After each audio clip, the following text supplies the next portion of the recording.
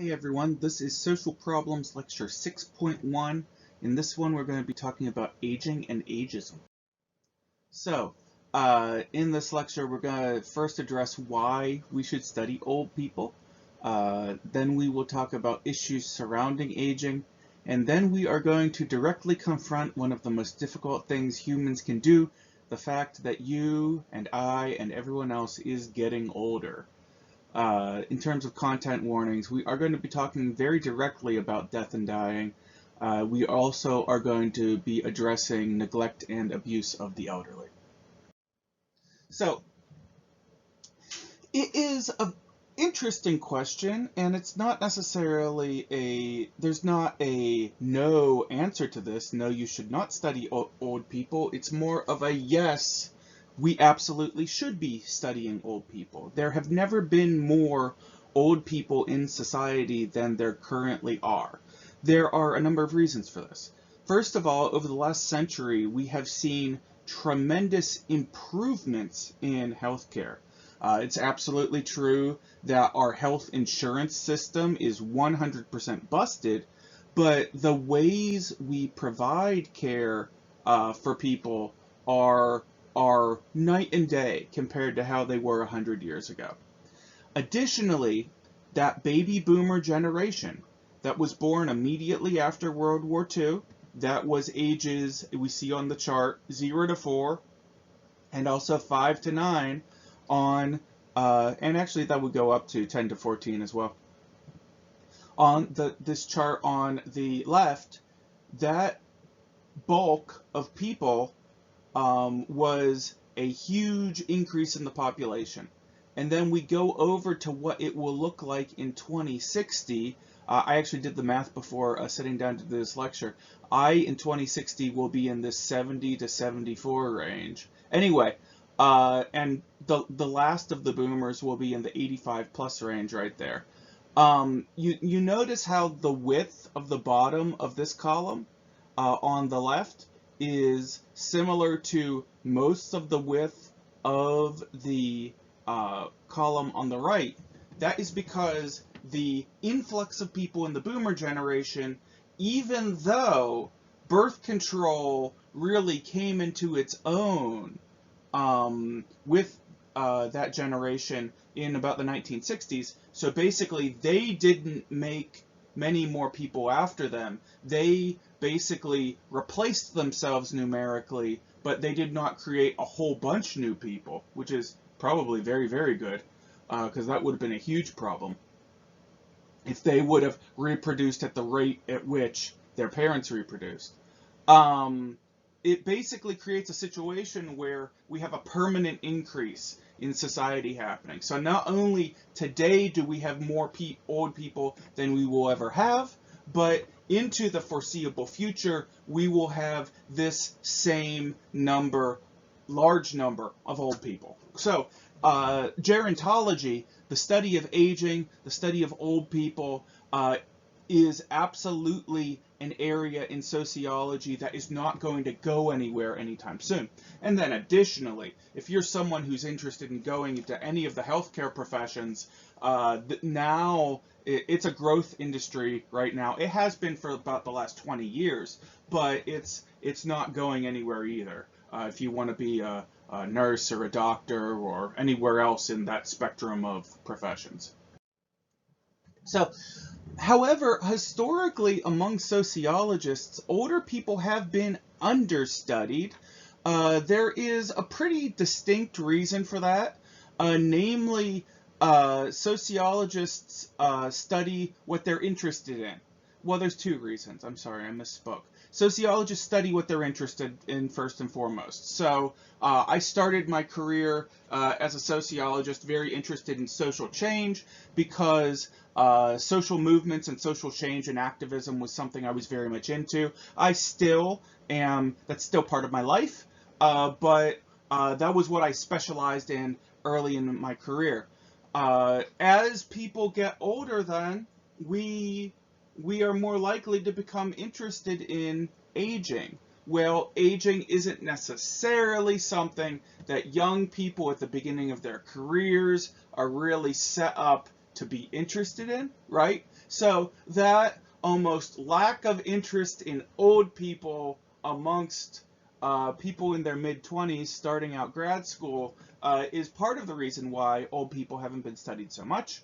Additionally, then, the work of George Herbert Mead and the foundational work of George Herbert Mead, in which he laid out how the socialization process actually happens, that amazingly good piece of work kind of got us stuck on only studying childhood socialization for about 50 years. So Mead breaks out the socialization process into 4 stages, and all of those 4 stages occur within childhood and adolescence. Later, after Mead, in about 40 years after Mead's major contributions, we started to recognize that socialization actually continues through the life course. You are actively being socialized. I am actively being socialized. Every human being is actively being socialized to move into that next thing. And that includes people who are very old. They are being socialized on how to be a little bit older. And people who are very, very old, or who are chronically ill or terminally ill, are in the process of socializing on how to be a dying person, and depending on religious and cultural beliefs, how to be a dead person. So it continues through the whole life course, contrary to what sociologists in the last century tended to focus on. So here are a few terms that we need to move forward with our study of older people. Chronological age is the number of years since you were born. So if you were born 35 years ago, you were 35 years old. Biological aging, then, are the physical changes that, quote, slow us down as we get into our middle and older years. So this is graying of hair, arthritis, our inability to consume as much alcohol as we used to. That is going to happen to you. That is biological aging. And then psychological aging are the psychological changes that occur, including those involving mental functioning and personality changes that occur as we age. That's psychological aging. There are phenomena that happen within us psychologically that can turn us into sweet little old ladies and grumpy old men, or grumpy old women, or grumpy old non-binary people, right? That's part of how the brain changes over time. And there is also social aging, in which the changes in roles and relationships that occur as people age.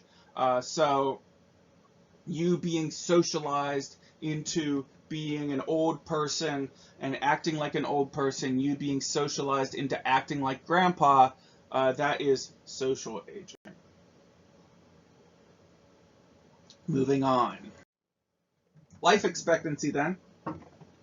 Life expectancy is an interesting demographic phenomena, in that most of us don't really understand it absolutely fully.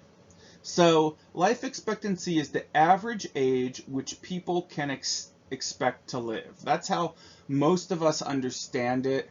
For example, if the life expectancy at a given time is 80 years old, we think that means that most of us in society are probably going to live to be about 80 years old. That's how most of us think of that.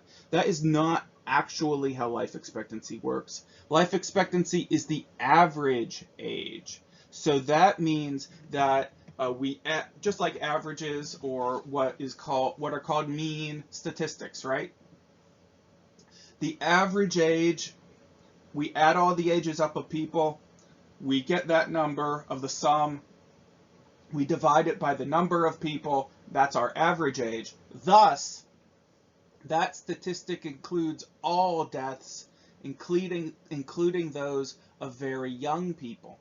So if something is killing people who are not old, it brings life expectancy down. Old people dying also brings life expectancy down, but a bunch of young people dying really drives down that life expectancy. And this is also why the average life expectancy for women is higher than men, because behaviorally, men have a distinct tendency to do dumb, dangerous things when we are young. That's absolutely true. That factor, it isn't that there are no very, very old men. It is that men tend to die. Men don't tend to die young, but men can die young. And the younger a person is, the more they drive down the life expectancy.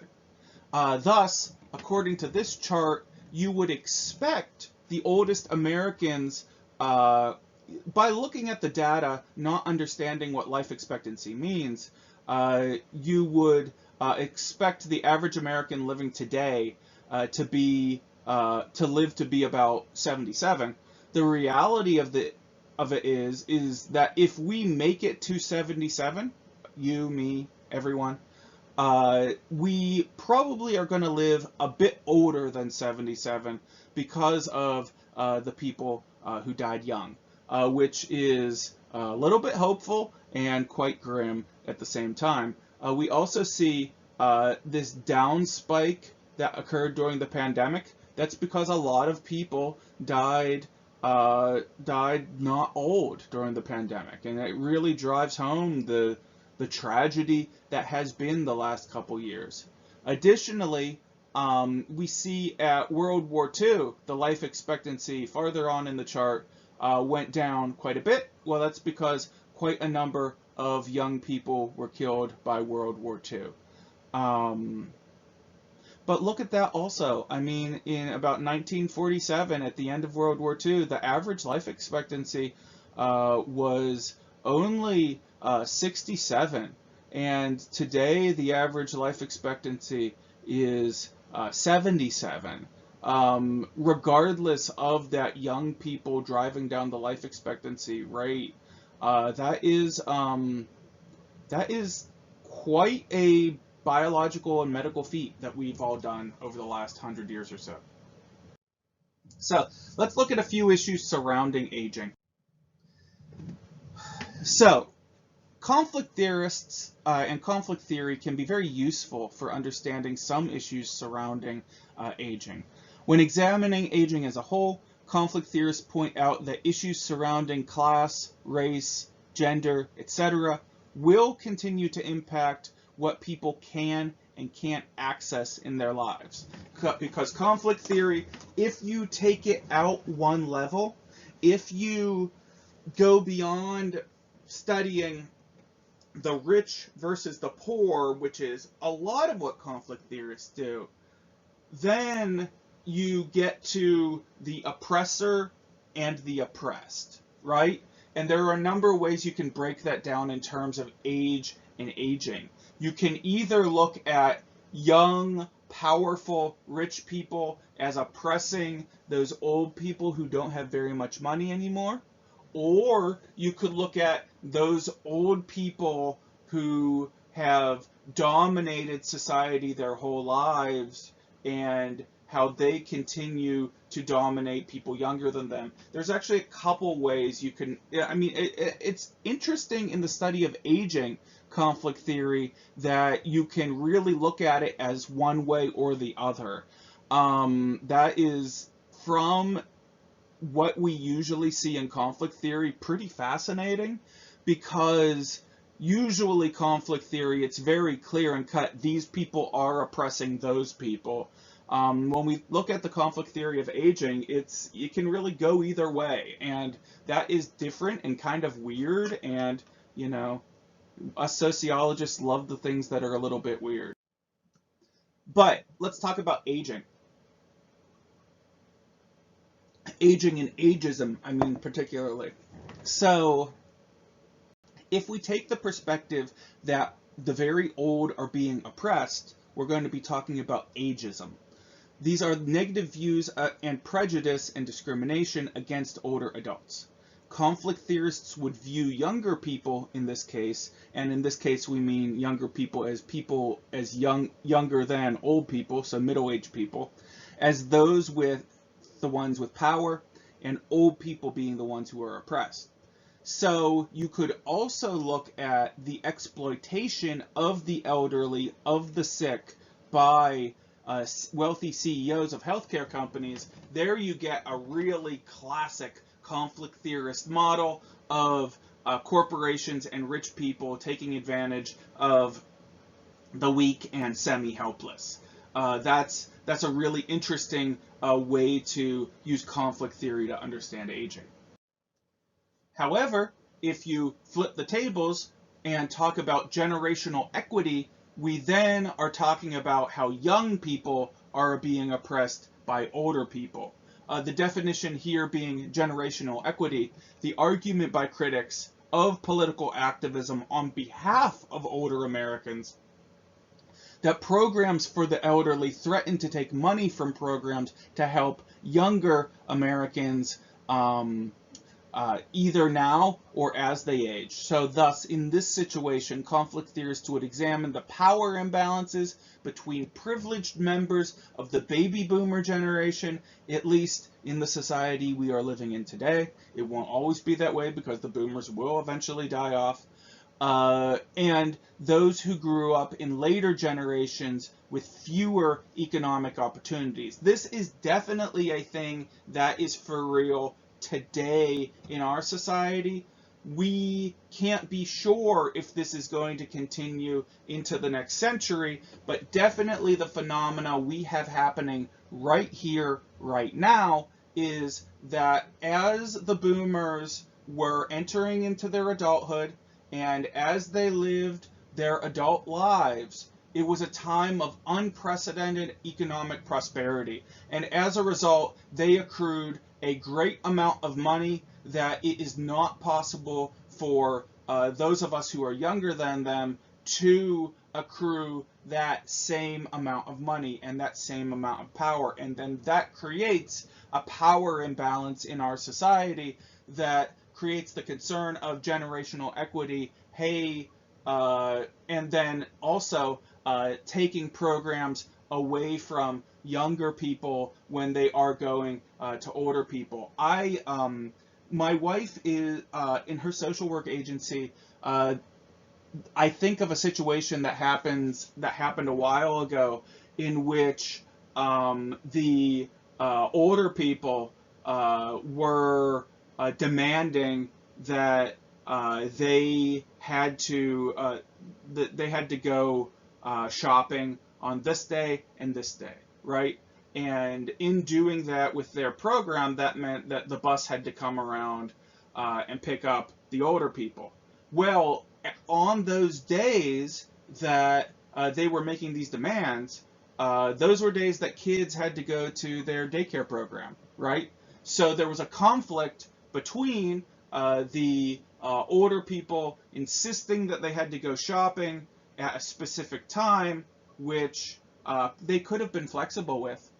But if they would have gotten their way, and because they're louder, right, and they have more energy than younger parents, because younger parents are very tired, if they would have pressed that button, it definitely would have been an issue of generational equity, because it wasn't fair, because those older adults could have gone shopping at a different time. These little kids had to get to their daycare program so that not only they could be where they needed to be for sake of psychological well-being, but also so their parents could go to work.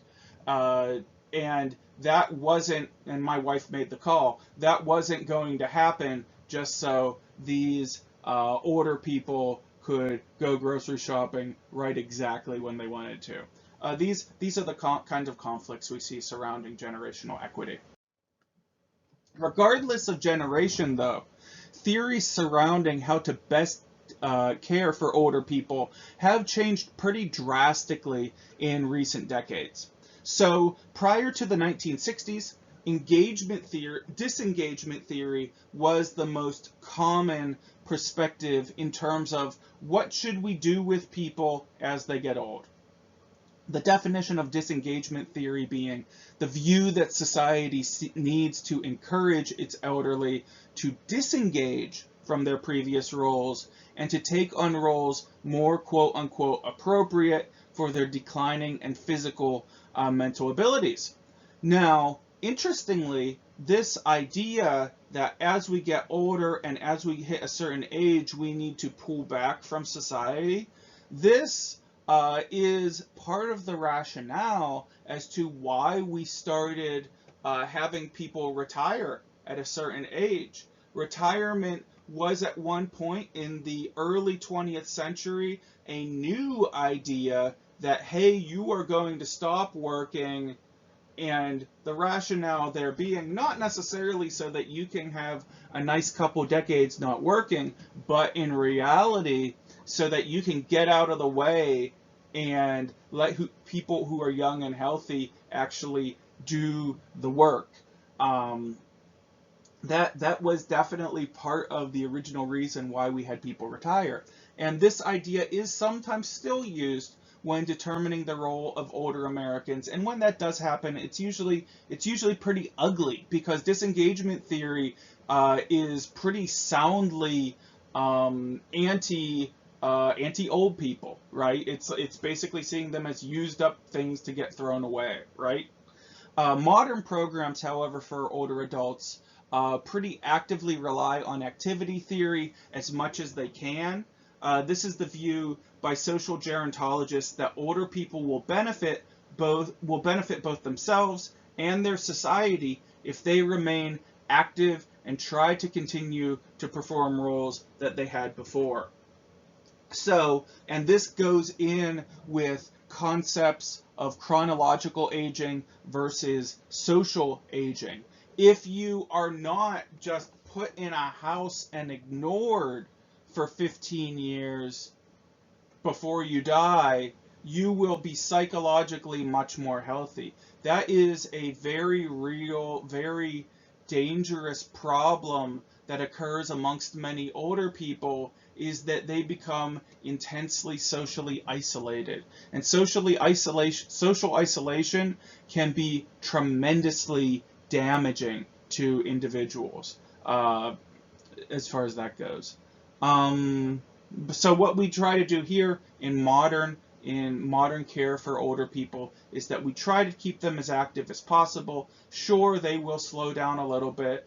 Sure, their memories will get funky and wonky, but we try to get them to be as active as they possibly can be for as long as we possibly can. Elder abuse, then, is physical violence, mental and emotional abuse, neglect of care, and financial exploitation committed against the elderly, and this most often occurs by relatives who are caring for them. Elder abuse can be similar to other types of domestic abuse, for sure. Elders absolutely can suffer from physical violence. Elders can suffer from sexual assault and that kinds of abuse, from mental abuse, but their neglect of care and financial exploitation are the types of abuse that happen more frequently to elders and don't really happen to other types of people. Neglect of care is abandoning or not caring for the needs of people who can't care for themselves. So what does that mean? That means grandma gets in a fight with her daughter who is taking care of her, and her daughter says, well, I'm not going over there for 2.5 weeks. Well, if the older woman really needs that daughter to actually do something for her, then that, like take food out of the refrigerator or help her go to the bathroom, right? That is a serious physical safety problem, right? That's neglect of care. Similarly, neglect of care can impact little kids. But luckily, I suppose, it is absolutely more unacceptable to neglect children. It does happen than it is to neglect older people. So that's why it's more likely for neglect of care to occur to older people. Additionally, financial exploitation is another issue that occurs commonly with old people. This is stealing from or financially taking advantage of the elderly. That's financial exploitation. So this most often takes the form of a child of an elderly person saying, you know what, this is mine anyway. Well, no, it's not. Not unless someone gives you the thing and says, I am giving this to you, or it's not yours, or they die, right? Your perceived thing that you will get via inheritance is not yours until the person is gone or until they directly and voluntarily give it to you. And that's something a lot of people that's something that those committing financial exploitation just don't get into their heads. It's, again, supremely messed up. So, you are getting older. Right now, as you're sitting here watching this, you are actively getting older. It is a fact that we all have to stare down. And as Americans, we are very bad at dealing with issues surrounding aging, death, and dying. And this is something we all are going to have to actually deal with. The entire process can be much better if we think about it and try to think about it in a rational way, and it is absolutely scary. And some of those plans that are required to make do require money. So you and I need to, I'm okay with this. I need to get better at it. Everyone does. Start saving now. And this is an area where privilege comes into play. And absolutely, the older generations telling us, well, if you need to, you're spending too much money. The classic avocado toast argument, right? Well, you're spending too much money on going out to eat. It's like, well, in reality, boomer, if you will, it's much harder to save now as a younger person. But we still do need to save, for real, is the thing. Because a lot of the safety nets available to older people today may not be there when all of us are elderly. Because, and that's the weird thing about being old, right?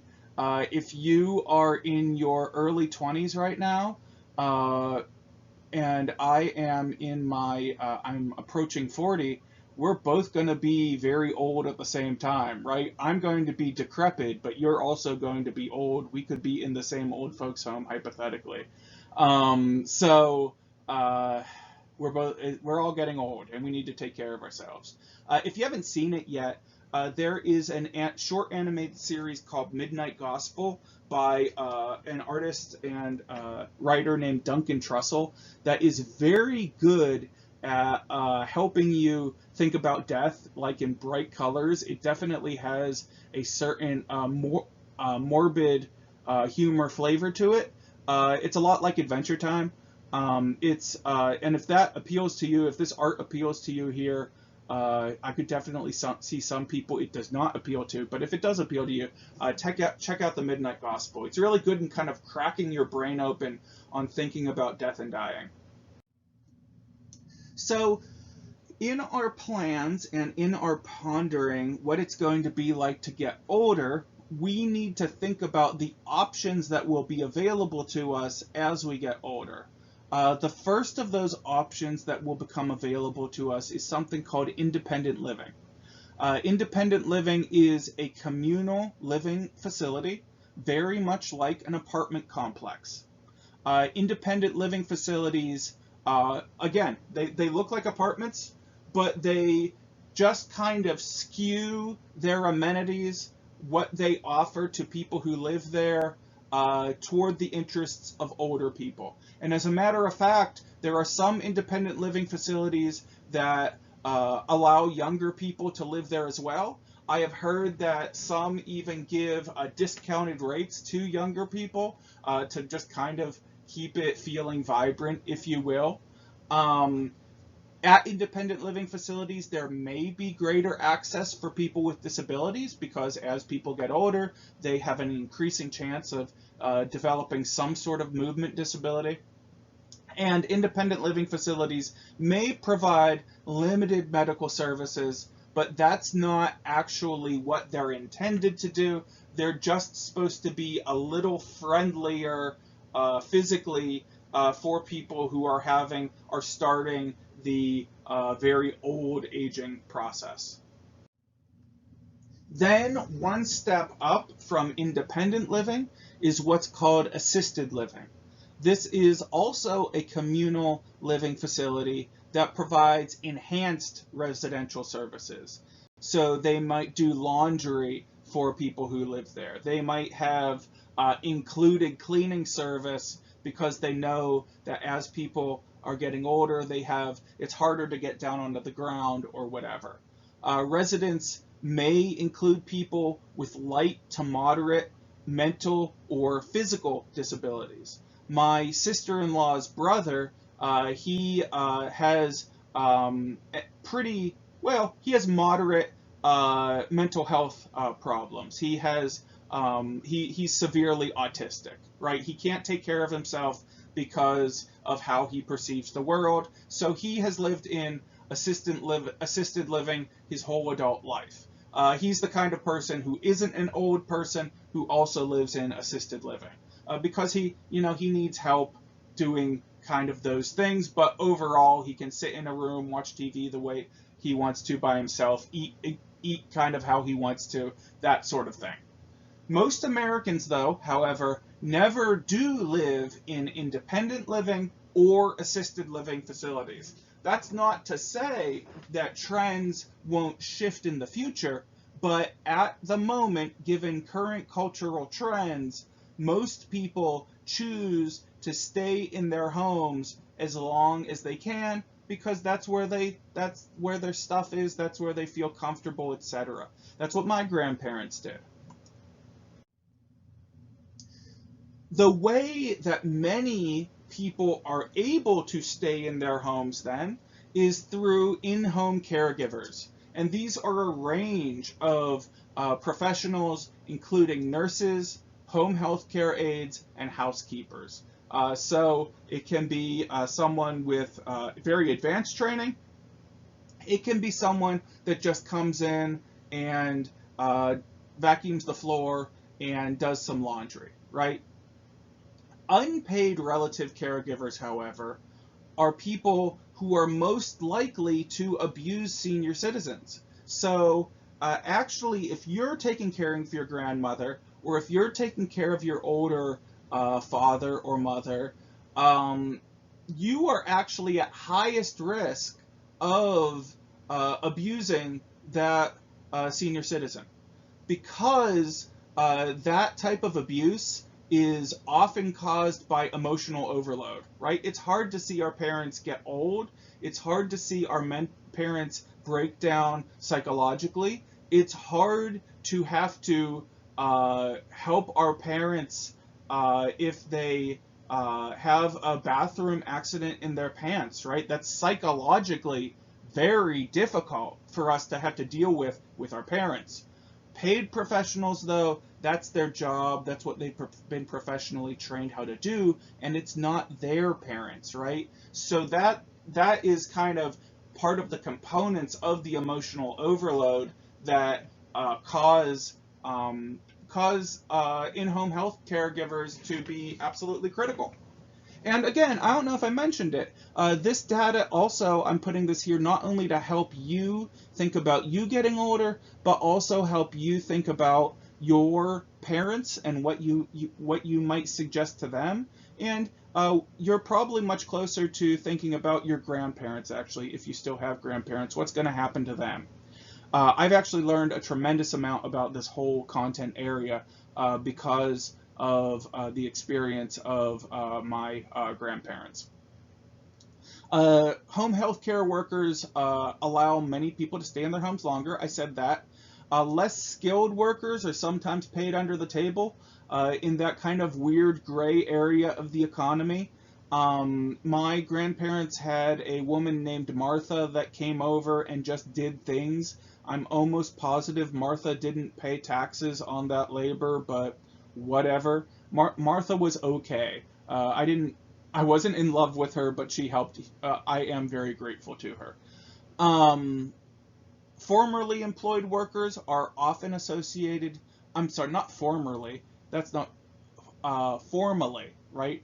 As in people who are employed officially, are often associated with companies that own nursing homes. So often those official home health caregivers, they work for an agency, and that agency may actually not only take care of people in their homes, but they also run nursing homes. And if we interpret that generously, we can say that that relationship with the company can help ease people into a nursing home because they're used to dealing with that same company, and there might even be some of the same staff, and they might know some of their healthcare providers. That's one way of viewing it. The other way that you absolutely could view it is that they're kind of setting old people up to make that decision automatically so that the company makes more money.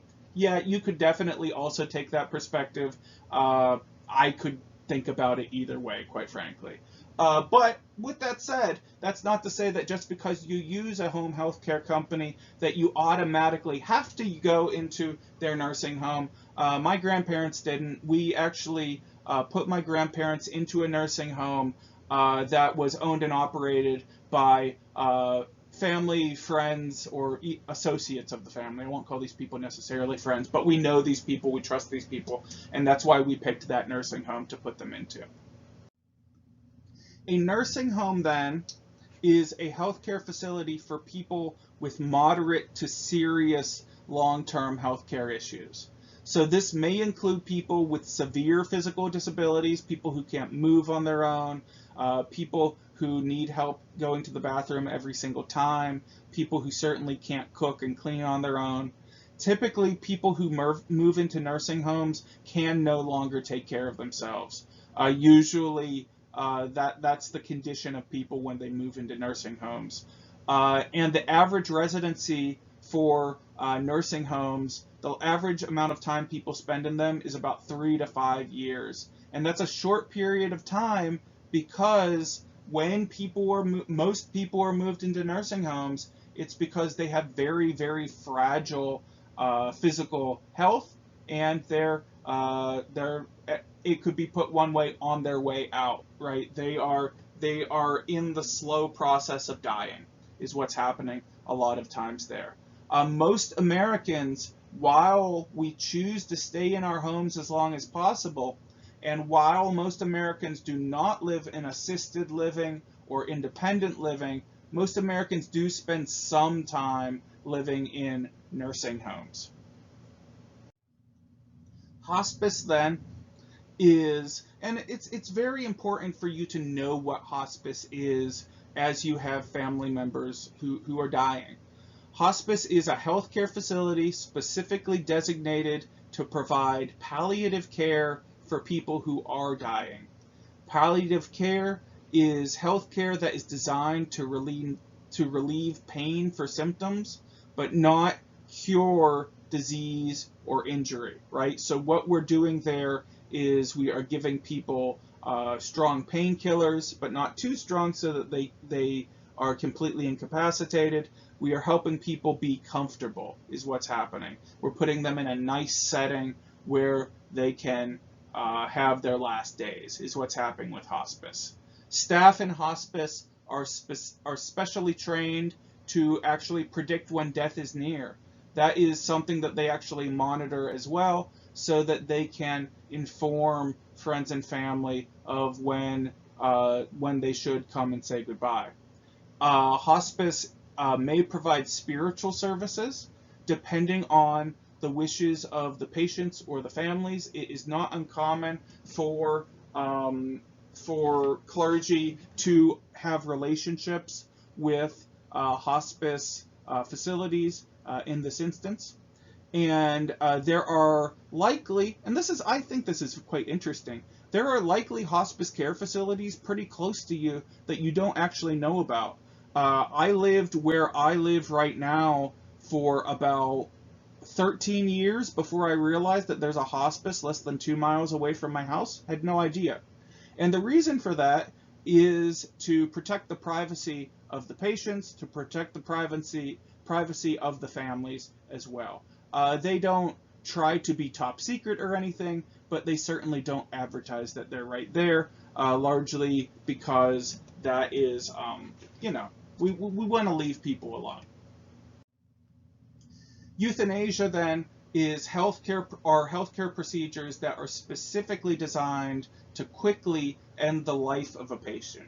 And euthanasia is a very long-term controversy that in our society. And the practice of euthanasia is illegal and largely undocumented in the United States. However, just because something is illegal, as we've seen already in this class, does not mean it does not happen, and it does not happen frequently. It is very likely that it happens fairly regularly. And it's speculated and observed by people who study these things that it is most likely most euthanasia that occurs in the United States involves intentional drug overdoses. So it may look something like a doctor comes in to the room who has developed a relationship with a family and a relationship with a dying person, and the doctor says something like, okay, now here is the morphine that you're going to need for the next couple days. No matter what you do, do not inject 40 milligrams of this all at once, right? And kind of an implied, if you want to die, that's what you need to do, right? But it's very hard to research those sorts of things because euthanasia is not a right that a legally protected right that we have in the United States. As I am having more experience with people who are dying in my life, I feel pretty strongly that we should have the right to make these calls as human beings. A lot of people are not going to get better and are only going to have months, usually in the case, in very clear cases, months, but maybe years of actual suffering, right? Of lives that maybe may not be worth living. And it's a tough thing to stare down the barrel of. It really is.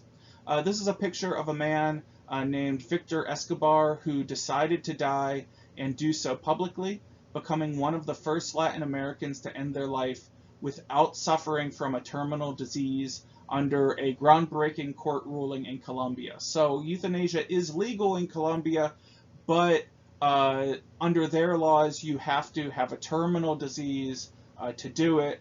Mr. Escobar here, and you can read the whole article there. That's why I provided it there. Mr. Escobar was suffering from a chronic, very serious breathing problem. And if you've ever had breathing problems, if you've ever known someone with breathing problems, they can make your life very miserable, and they can make it so that you can't actually do anything. And there's a lot of pain involved there too. I understand why Mr. Escobar did it. I really do. Um, that is the end of our lecture here. If you have any questions, you have any emails, please send them to me, and I will talk to you all later.